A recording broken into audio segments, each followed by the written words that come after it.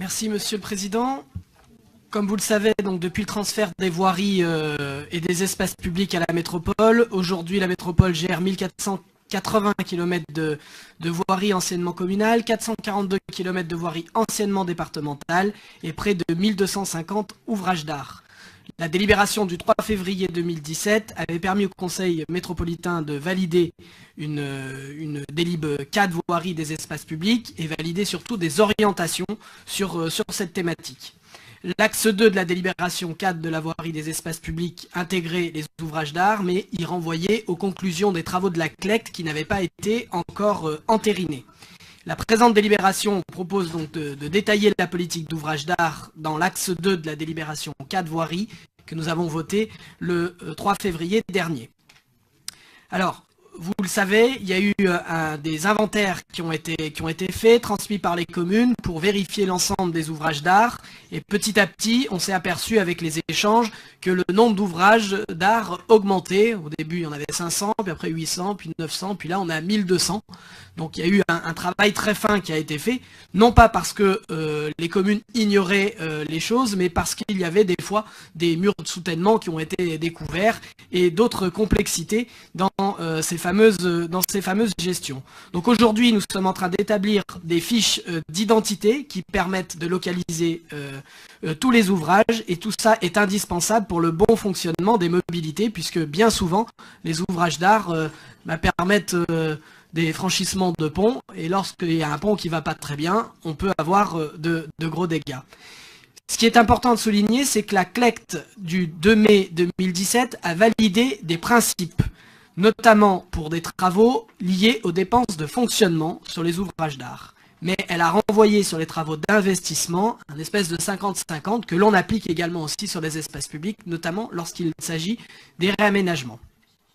Concernant les ouvrages du département, je voulais simplement dire qu'il y a 450 ouvrages, que l'ensemble des inspections détaillées sont également transférées, qu'on a des dossiers un peu plus complets puisqu'il y avait une certaine expérience du département, et donc on arrive à des échéances qui sont mieux maîtrisées, même s'il y a aussi beaucoup de travail.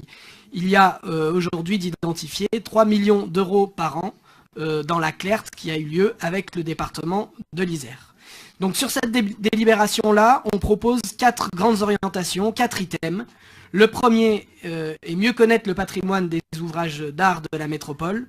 Comme je vous le disais, 1250 ouvrages d'art identifiés, 11 grosses passerelles, 390 ponts, 410 murs de soutènement, 210 ponts et 260 murs transférés par le département. Donc c'est un gros patrimoine que nous avons et il convient de bien le maîtriser.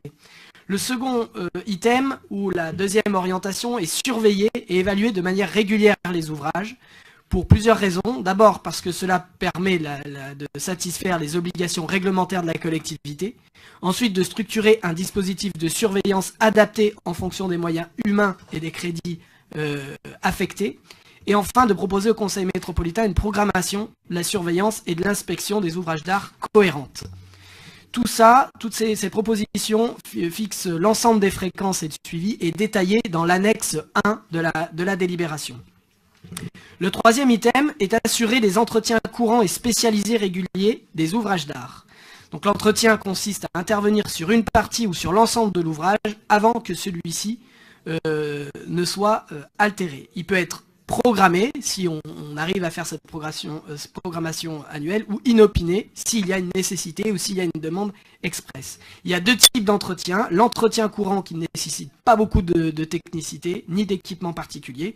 C'est des nettoyages, des regards d'évacuation, c'est des purges de béton, enfin des choses comme ça. Et puis, il y a des entretiens spécialisés qui, eux, relèvent de l'investissement, qui nécessitent des technicités ou des équipements spécifiques.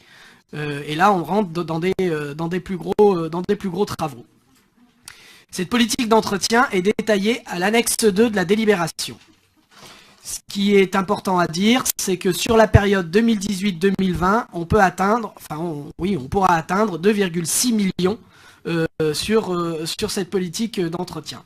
Le quatrième item, c'est assurer le gros entretien renouvellement, c'est le fameux GER qui s'applique également aussi sur les voiries. Donc sur les réparations courantes, pardon, elles peuvent intervenir, il faut qu'elles interviennent avant que les désordres n'évoluent ou mettent la structure en péril. Et il vaut mieux donc qu'on fasse du préventif plutôt que d'aller dans l'urgence. Donc tout ça est consécutif à un vieillissement normal de l'usage et de ces équipements, ou une dégradation extérieure due à des crues, des éboulements ou des mouvements de terrain par exemple, ou suite à une mauvaise conception, ça peut arriver, sur les 1200 ouvrages d'art, ça nous arrive, et enfin un manque d'entretien qui a pu être fait par le passé. Donc les fréquences et les principes de programmation du GER sont décrits dans l'annexe numéro 3. Sur le rattrapage du gros entretien renouvellement et surtout sur les réparations urgentes, il est à noter qu'on a un certain nombre de réparations à engager qui sont issues du parc d'ouvrages transférés par le département de l'Isère, qui avait des grosses structures qui ont bien été vues et sécurisées, mais qui vont nécessiter des gros travaux d'entretien, et donc il convient d'avoir ça en tête. Sur les communes, on est encore en train de stabiliser les choses, comme je vous ai dit. On n'a pas tous les fonds de dossier et on a besoin encore d'affiner un certain nombre d'opérations. En tout cas, ce qui est important de savoir, c'est l'ensemble de ces opérations sont rappelées dans l'annexe 4 et pas l'annexe 5. Hein, sur la page 6 de la délibération, il est noté annexe 5, mais en fait c'est la 4. Et on serait en mesure, sur le reste du mandat, d'avoir des opérations à hauteur de 20 millions d'euros, dont 10 millions d'euros pour les ouvrages dits en péril.